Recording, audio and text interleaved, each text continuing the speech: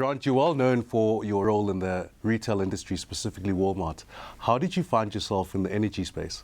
Well, interestingly, I started in the energy space. I'm actually a UCT graduate of the electrical engineering department and actually studied power engineering.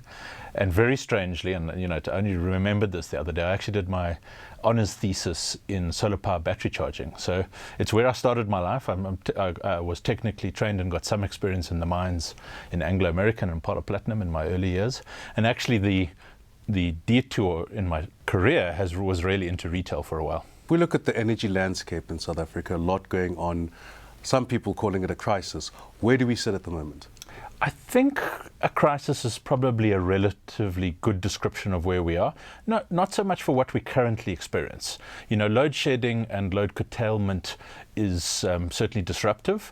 We get annoyed in the traffic. It's horrible to have to spend an evening in the dark. But if one measures the actual time that we have been suffering from that, it's actually not a lot, maybe 2, 3, 4%. I think the real crisis is around energy costs, and that's coming. If one looks at the Eskom finances, looks at the capital requirements, maintenance of the transmission and distribution network, and adds that all up, energy prices are going to go up. And that's probably the real crisis, more so than the capacity constraint. Of course, South Africa is not in isolation in terms of energy. What is the picture looking like for SADC and the rest of the continent? So actually, South Africa is by far the best off on the continent. SADC was doing quite well in their power needs because South Africa had surplus power and managed to support them for a while. And that support's probably been withdrawn now to some extent because of the lack of capacity in South Africa. The rest of Africa actually doesn't know continuous electrical supply at all. The power is on only for a few hours a day in most of the rest of Africa. And again, in those areas, it's actually diesel generation that fundamentally provides the power needs of our business. Now, you and I as households have been hurt by load shedding and the energy crisis, but a bigger impact has been at industry level. Which sectors have been particularly hit? So I think probably one sector the most, and let me say that's FMCG manufacturing. Now, that may seem strange because some people would say, surely it's mining. But the reality is in mining, it only hurts you. Remembering that those industries like mining and perhaps heavy industry only get curtailed, they don't get switched off. And some parts of those industries are not at capacity. And so it's about planning can solve the problem of having to be off for a few hours a week. But FMCG manufacturing, pretty much those factory lines, if they are stopped, you waste a lot of material. Not only are you wasting the productivity, but you're wasting a lot of material. And on top of that, we are short of manufacturing capacity in South Africa. So those lines are mostly at their limit. And so every hour that's wasted is never replaced. If we turn to some of the solutions, we've seen government through the state-owned utility have some projects as well as some alternative energy sources coming through. What needs to be done? So I think the basic plans and reactions today are good and perhaps sufficient. So I think there's probably more of a risk if one looks 10 years out of having surplus capacity. Certainly if we put in all the renewables that are planned, we manage to maintain the current coal base and the additional coal planned, and then on top of that put in nuclear, we're probably going to have too much energy at that point. And there, as I say, the crisis turns into energy costs, not so much energy capacity. So I think we're probably doing the right things. I think what needs to be updated is the medium and long-term plans with the current cost of renewable, and also updated for the fact that we may have gas. We've got gas coming from Mozambique through the pipelines and being generated in Mozambique and in South Africa, but also, of course, the shale gas of the Karoo. That needs to be brought into the plans, and perhaps then we might see a different mix of energy going into the future. If I can pick up on your point around cost, that's also brought into debate the issue of who should be undertaking these projects. Should it be the government, or should it be private sector, or should it be a combination through PPPs? Yeah, I think the government has learned a lot recently. The REAP program is really one of the most successful programs in the world. And I think what it's taught the Department of Energy and the Treasury Department is that it is possible to use private capital, but yet to still exert central control over planning.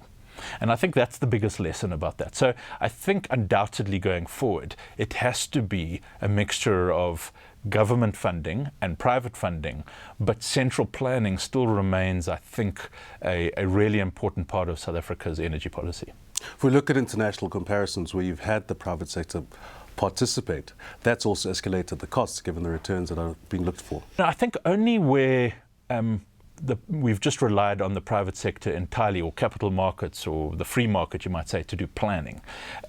Capital markets historically don't plan that well for very long-term planning purposes. You need some form of central control. So perhaps the experiments that we can learn from was New York in the US or California, where perhaps too much market forces were allowed to play. And there the increase in energy costs that we've seen were mostly through manipulation of markets, not through the efficient deployment of capital. If we look at the future, what kind of energy future are we looking at over and above the cost implications you mentioned? So across the world, we're seeing a dramatic shift, and perhaps the most dramatic shift. And let me just say that in South Africa, we're slightly distracted by load shedding and low curtailment. But what's really going on there, if one sees through that, is a shift from centralized generation to distributed generation. Now let me explain those terms. Centralized generation are big nuclear plants, big hydro plants, big gas plants, and even big solar and wind plants.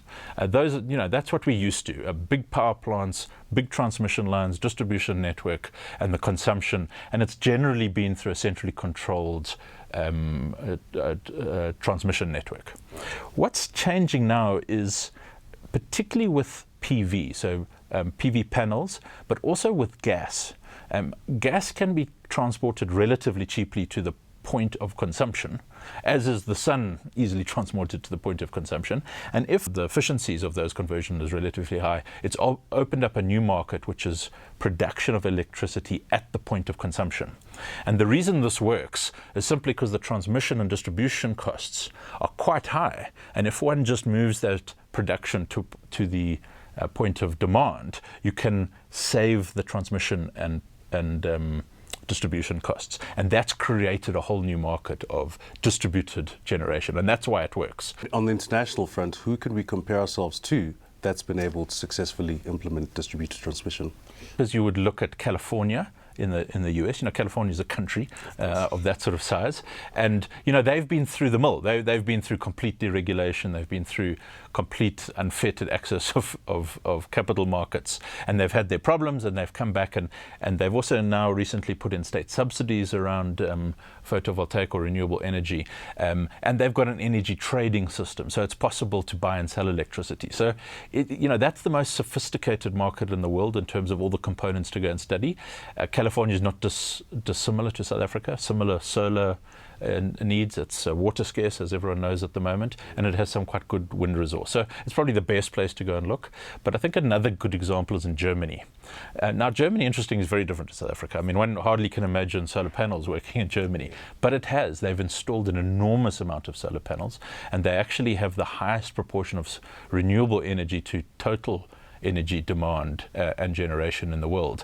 And many of their financial systems, so the way they fund it, the way that they sell electricity, the way that the consumer is encouraged to invest themselves, those are some very interesting examples in Germany that we could use in municipalities.